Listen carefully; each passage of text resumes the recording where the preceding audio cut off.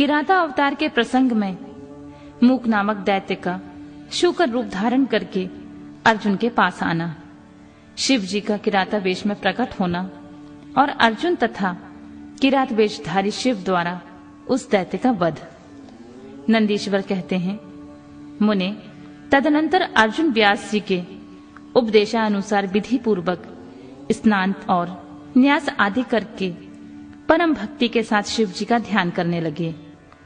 उसी समय वे एक श्रेष्ठ मुनि की भांति एक ही पैर के बल पर खड़े होकर सूर्य की ओर एकाग्र दृष्टि करके खड़े खड़े मंत्र का जप कर रहे थे।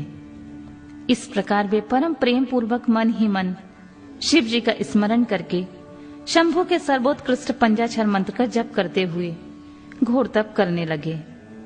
उस तपस्या का ऐसा उत्कृष्ट तेज प्रकट हुआ जिससे देवगण विस्मित हो गए। पुनः वे शिव जी के पास गए और समाहित चित्त से बोले, सर्वेश, एक मनुष्य आपके लिए तपस्या में निरत है। प्रभु, वह व्यक्ति जो कुछ चाहता है आप उसे दे क्यों नहीं देते? नंदीश्वर कहते हैं, मुने, यूं कहकर देवताओं ने अनेक प्रकार से उनकी स्तुति की। फिर उनके चरणों की ओर दृष्टि लगाकर वे विनम्र भाव से खड़े हो गए। तब उदार बुद्धि एवं प्रसन्नात्मा महाप्रभु शिव जी उस वचन को सुनकर हंस पड़े और देवताओं से इस प्रकार बोले, देवताओं, अब तुम लोग अपने स्थान को लौट जाओ। मैं सब तरह से तुम लोगों का कार्य संपन्न करूंगा। यह बिल्कुल सत्य है, इसमें संदेह की कोई गुंजाइश नहीं है। नंदीश्वर कहते हैं, मुने, शंभु के उस वचन को सुनकर देवताओं को पूर्णतः निश्चय हो गया। तब वे सब अपने स्थान को लौट गए। इसी समय मूक नामक दैत्य शूकर का रूप धारण करके वहां आया। विपेंद्र, उसे उस समय मायावी दुरात्मा दुर्योधन ने अर्जुन के पास भेजा था। वह जहां अर्जुन स्थित थे उसी मार्ग से अत्यंत वेग पूर्वक पर्वत शिखरों को उखाड़ता हुआ, वृक्षों को छिन्न भिन्न करता तथा अनेक प्रकार के शब्द करता हुआ आया। तब अर्जुन की दृष्टि उस मूक नामक असुर पर पड़ी। वे शिव जी के पाद्यों का स्मरण करके यूं विचार करने लगे।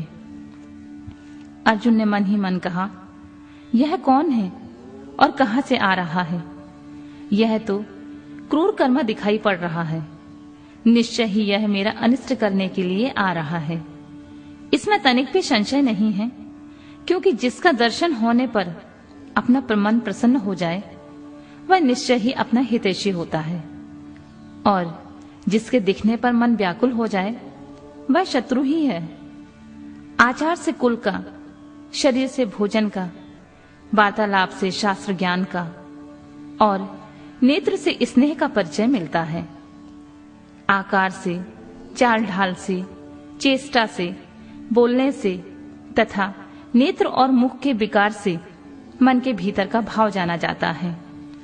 नेत्र 4 प्रकार के कहे गए हैं, उज्ज्वल, सरस, तिरछे और लाल। विद्वानों ने इनका भाव भी पृथक पृथक बताया है। नेत्र मित्र का संयोग होने पर उज्ज्वल, पुत्र दर्शन के लिए सरस, कामनी प्राप्त होने के वक्र और शत्रु के दिख जाने पर लाल हो जाते हैं। इस नियम के अनुसार इसे देखते ही मेरी सारी इंद्रियां कलुषित हो उठी हैं। अतः यह निसंदेह शत्रु ही है और मार डालने की योग है। इधर मेरे लिए गुरुजी की आज्ञा भी ऐसी है कि राजन, जो तुम्हें कष्ट देने के लिए उद्यत हो उसे तुम बिना किसी प्रकार का विचार किए अवश्य मार डालना। तथा मैंने इसलिए आयुध भी तो धारण कर रखा है। यूं विचार कर अर्जुन बाण का संघान करके वहीं डटकर खड़े हो गए। इस बीच भक्त वत्सल भगवान शंकर अर्जुन की रक्षा, उसकी भक्ति की परीक्षा और उस दैत्य का नाश करने के लिए शीघ्र ही वहां आ पहुंचे। उस समय उनके साथ गणों का युद्ध भी था और वे महान अद्भुत सुशिक्षित भील का रूप धारण किए हुए थे। उनकी काछ बंधी हुई थी और उन्होंने वस्त्र खंडों से ईशान वज्र बांध रखा था। उनके शरीर पर श्वेत धारियां चमक रही थी पीठ पर बाणों से भरा हुआ तरकस बंधा हुआ था और वे स्वयं धनुष बाण धारण किए हुए थे। उनका गणयूथ भी वैसी ही साज सज्जा से युक्त था। इस प्रकार शिव भिलराज बने हुए थे। वे सेना अध्यक्ष होकर तरह तरह के शब्द करते हुए आगे बढ़े। इतने में सुअर की इस गुर्राहट का शब्द 10 दिशाओं में गूंज उठा। उस शब्द से पर्वत आदि सभी जड़ पदार्थ झन्ना उठे। तब उस वनेचर के शब्द से घबराकर अर्जुन सोचने लगे, अहो, क्या ये भगवान शिव तो नहीं जो यहाँ शुभ करने के लिए पधारे हैं? क्योंकि मैंने पहले से ही सुन रखा है। पुनः श्री कृष्ण और व्यास जी ने भी ऐसा कहा है तथा देवताओं ने भी बारंबार स्मरण करके ऐसी ही घोषणा की है कि शिव जी कल्याणकर्ता और सुखदाता हैं। वे मुक्ति प्रदान करने के कारण मुक्तिदाता कहे जाते हैं। उनका नाम स्मरण करने से मनुष्यों का निश्चय ही कल्याण होता है। जो लोग सर्वभाव से उनका भजन करते हैं उन्हें स्वप्न में भी दुख का दर्शन नहीं होता।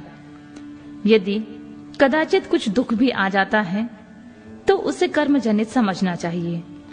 सो भी बहुत की आशंका होने पर भी थोड़ा होता है, अथवा उसे विशेष रूप से प्रारब्ध का ही दोष मानना चाहिए, अथवा कहीं कहीं भगवान शंकर अपनी इच्छा से थोड़ा सा या अधिक दुख भुगता कर फिर निसंदेह उसे दूर कर देते हैं। वे विष को अमृत और अमृत को विष बना देते हैं। यूं जैसी इच्छा होती है वैसा वे करते हैं। भला उन समर्थ को कौन मना कर सकता है? अन्यान प्राचीन भक्तों की भी ऐसी ही धारणा थी।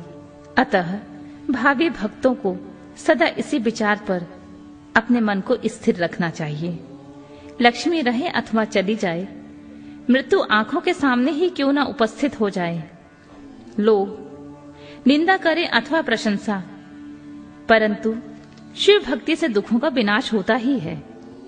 शंकर अपने भक्तों को चाहे वे पापी हो या पुण्यात्मा सदा सुख देते हैं। यदि कभी वे परीक्षा लेने के लिए भक्तों को कष्ट में डाल देते हैं तो अंत में दयालु स्वभाव होने के कारण वे ही उसके सुखदाता भी होते हैं। फिर तो वह भक्त उसी प्रकार निर्मल हो जाता है जैसे आग में तपाया हुआ सोना शुद्ध हो जाता है। इसी तरह की बातें मैंने पहले भी मुनियों के मुख से सुन रखी थी।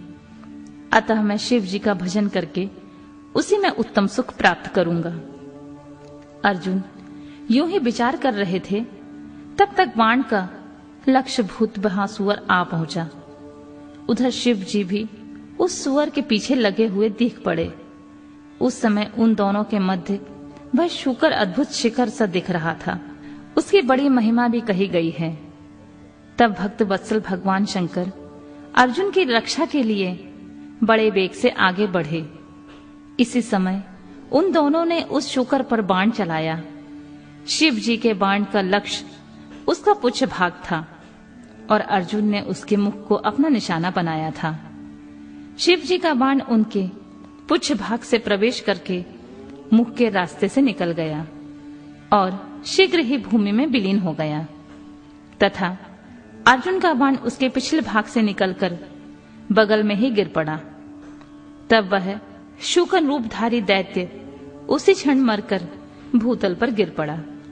उस समय देवताओं को महान हर्ष प्राप्त हुआ। उन्होंने पहले तो जय जयकार करते हुए पुष्पों की वृष्टि की, फिर वे बारंबार नमस्कार करके स्तुति करने लगे। उस समय उन दोनों ने दैत्य के उस क्रूर रूप की ओर दृष्टिपात किया। उसे देखकर शिव जी का मन संतुष्ट हो गया और अर्जुन को महान सुख प्राप्त हुआ। तत्पश्चात अर्जुन मन ही मन विशेष रूप से सुख का अनुभव करते हुए कहने लगे, अहो, यह श्रेष्ठ दैत्य परम अद्भुत रूप धारण करके मुझे मारने के लिए आया था, परंतु शिव जी ने ही मेरी रक्षा की। निसंदेह उन परमेश्वर ने आज इसे मारने के लिए मेरी बुद्धि को प्रेरित किया है। ऐसा विचार करके अर्जुन ने शिव नाम संकीर्तन किया और फिर बारंबार उनके चरणों में प्रणाम करके उनकी स्तुति की।